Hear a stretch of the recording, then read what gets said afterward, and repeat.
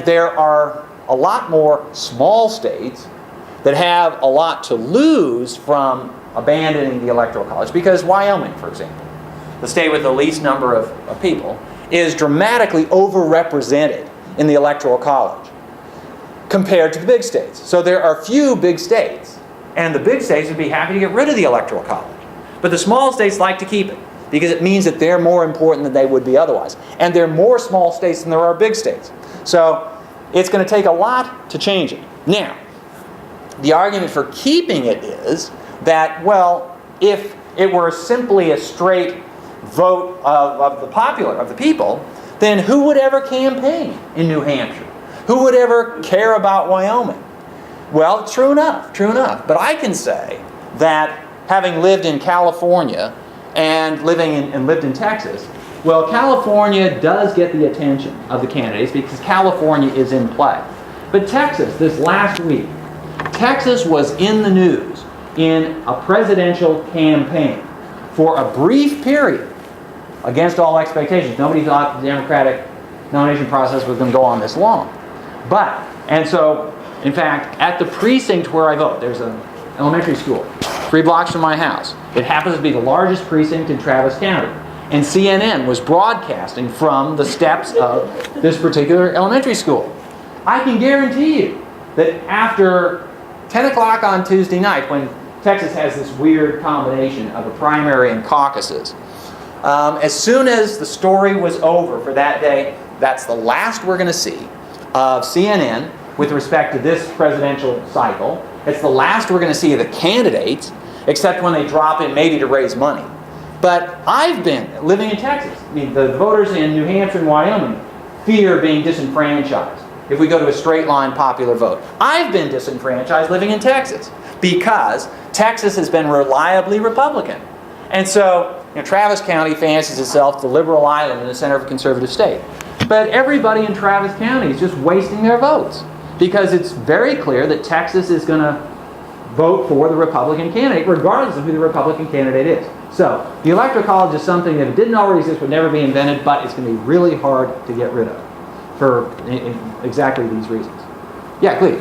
Ms. Bill, you've been talking about the importance of timing for presidents and for as candidates. They have to have that sense of timing. If you don't mind putting your commentator hat on right Sure. now, please assess the sense of timing with 3 major candidates right now: McCain, Clinton, and Obama. Sure, and let me first answer that in terms of this calculation of vice presidents, because this gets into it.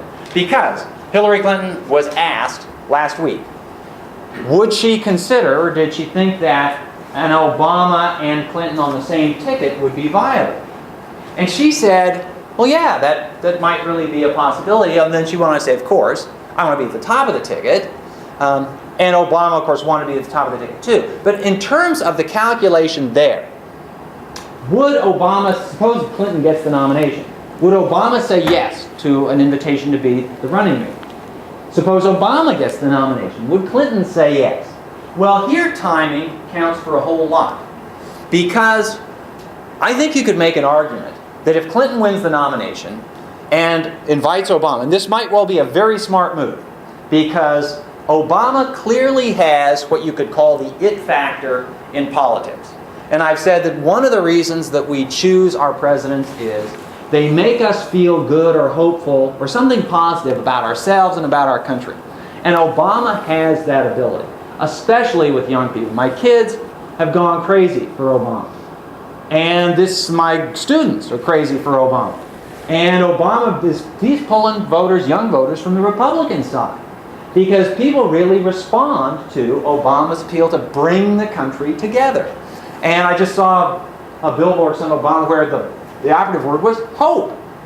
And you vote for Obama and you can feel good about yourself, you can hope for the future and all this. So now Hillary Clinton does not inspire those kinds of emotions.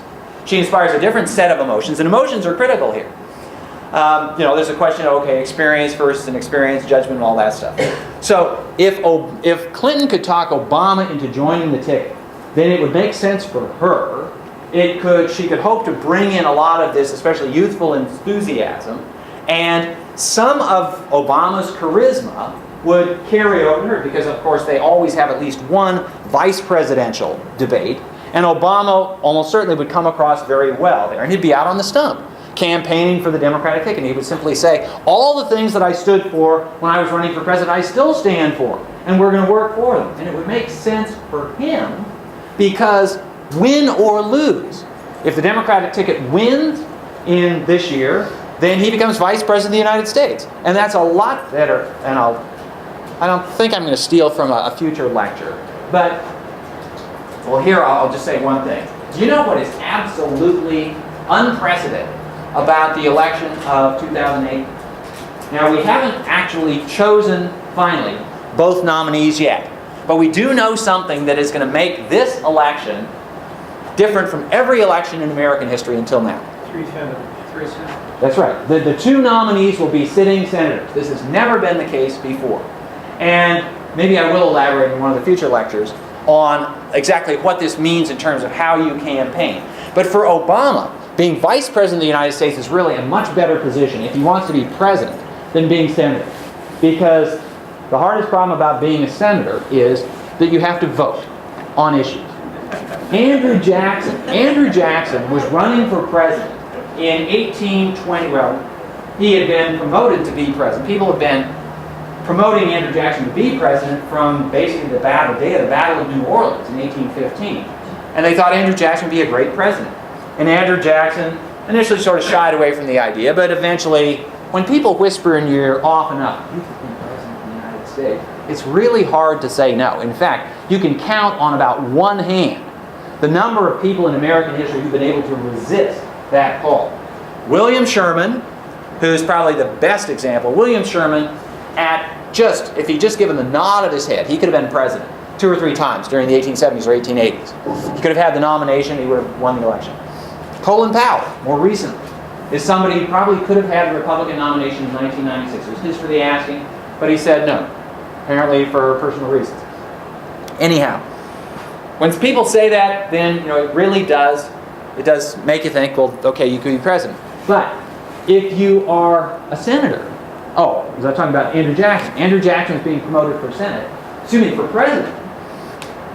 And then this might seem weird, but some of his opponents in Tennessee, Jackson had enemies. I am going to talk about the importance of enemies.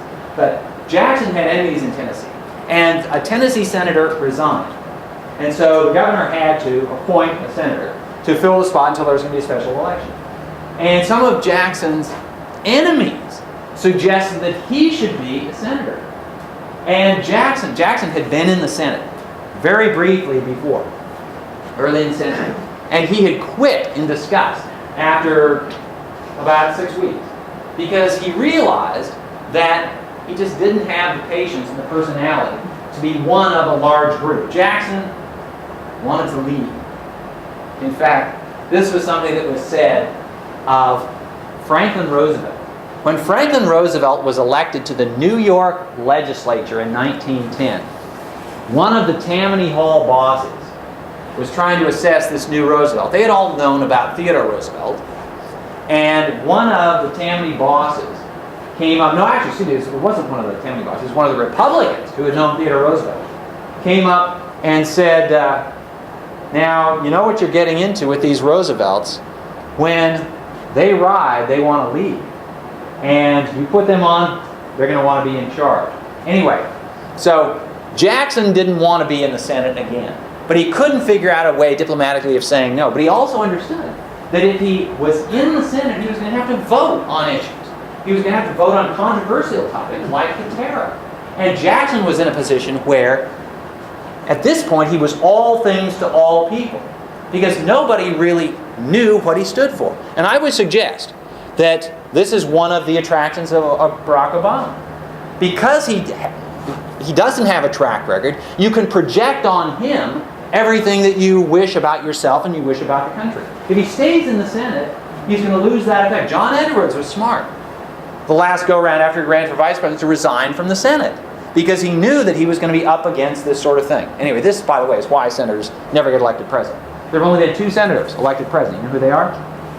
Kennedy. John Kennedy, Warren Harding.